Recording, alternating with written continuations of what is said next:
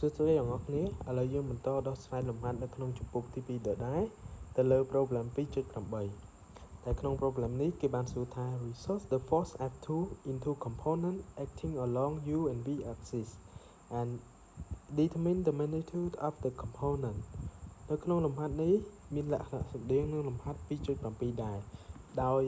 លំហាត់ 2.7 F1 ជាកម្លាំងផ្គួបប៉ុន្តែក្នុងលំហាត់នេះ F2 ជាកម្លាំងផ្គួបវិញហើយគេឲ្យរកកម្លាំង U axis និង V axis អញ្ចឹងកម្លាំងផ្គួបរបស់យើងស្មើនឹង6 គីឡូញូតនហើយគេឲ្យរក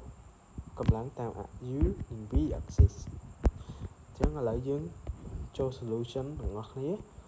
ចូលដល់ដំណោះស្រាយជាដំបូងយើងត្រូវ apply ទៅលើ parallelogram law រួចមកយើងរកមុំរបស់វាហើយយើងអាច apply ទៅលើរូបមន្តរបស់ sin law ឬ cos law ដែលយើងអាចគណនារកកម្លាំងតាម U និង V axis អញ្ចឹងជាដំបូងយើងត្រូវគូរ diagram ជាមុនសិនគូ U និង V axis តមកគូកម្លាំងផ្គួបដែលមានតម្លៃ6 គីឡូញូតនហើយយើងចំណោដើម្បីធ្វើ parallelogram law ហើយយើងរកមុំរបស់វាអញ្ចឹងយើងរកមុំនេះសិនមុំនេះស្មើនឹង45ដឺក្រេមូលហេតុដោយសារមុំនេះទល់នឹងមុំនេះស្មើនឹង30ដឺក្រេជាមុំទល់កំពូលហើយមុំទាំងអស់នេះស្មើនឹង75ដឺក្រេ75ដឺក្រេដក30ដឺក្រេស្មើនឹង45ដឺក្រេអញ្ចឹង45ដឺក្រេមុំនេះជាមុំទល់កំពូលនិងមុំនេះស្មើនឹង45ដឺក្រេដូចគ្នាអញ្ចឹងដោយសារតែមុំនេះជាមុំរាបស្មើនឹង180ដឺក្រេអញ្ចឹងស្មើនឹង180ដឺក្រេដកមុំនេះ30ដឺក្រេដកមុំនេះ45ដឺក្រេនិងដកមុំនេះស្មើនឹង30ដឺក្រេអញ្ចឹងវាស្មើនឹង75ដឺក្រេ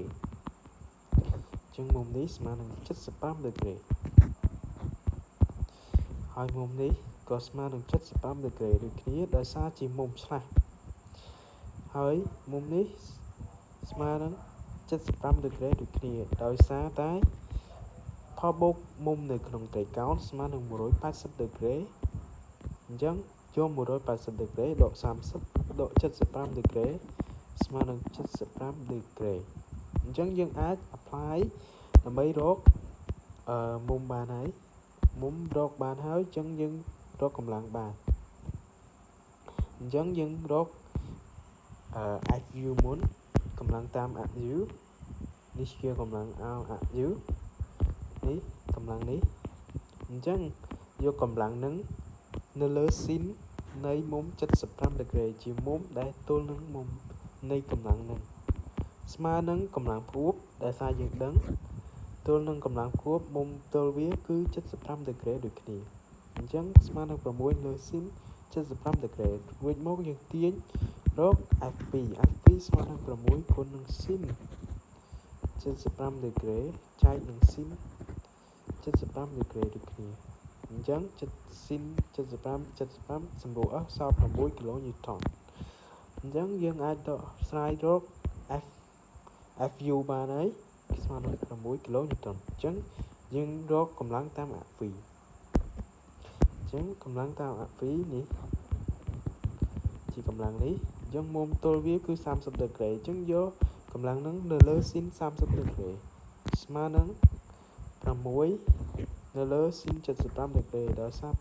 6ជាកម្លាំងផ្គួបដែលយើងដឹងហើយមុំដែលទល់វាគឺ75ដឺក្រេអញ្ចឹងយើងអាចទាញបាន FPV នៅលើ sin 30ដឺក្រេហ្នឹងស្មើនឹង6លើ sin 75ដឺក្រេអញ្ចឹងយើងទាញ FPV ស្មើនឹង6គុណនឹង sin 30ដឺក្រេ